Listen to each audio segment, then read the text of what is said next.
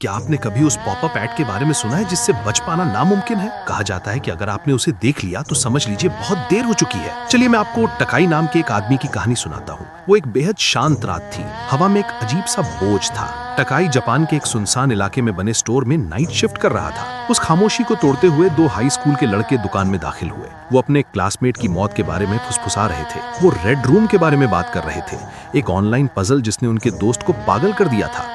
उस लड़के ने खुद को कमरे में बंद कर लिया था और जब उसके पेरेंट्स ने दरवाजा तोड़ा तो वो खून से लथपथ मिला।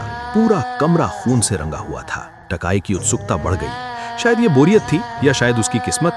उसने अपने एक दोस्त को कॉल किया ताकि इस अफवाह के बारे में पूछ सके, लेकिन फोन बस बजता रहा, किसी ने नहीं उठाया। अपनी बेचैनी को रोक नहीं पाया और टकाई ने दुकान का कंप्यूटर ऑन किया। उसने रेड रूम सर्च किया। उसे वहां डरावने आर्टिकल्स मिले, अजीब गायब होने की घटनाएं और वो रिपोर्ट भी मिली जो उन लड़कों की बात को सच साबित कर रही थी। और तभी वो हुआ, स्क्रीन पर एक छोटा सा लाल पॉपअप विंडो खुल गया। टेक्स्ट के साथ एक रोबोटिक आवाज आई, क्या तुम्हें रेड रूम पसंद है? टकाई ने मजाक समझकर उसे क्लोज कर दिया, लेकिन वो तुरंत वापस आ गया। क्या तुम्हें रेड रूम पसंद है?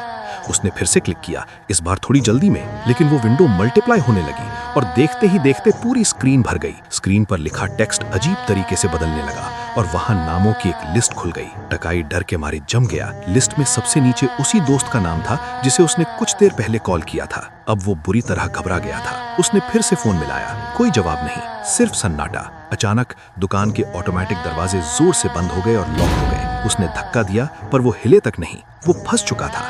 उसके पीछे से कंप्यूटर की आवाज फिर आई, इस बार और जोर से, क्या तुम्हें रेड रूम पसंद है?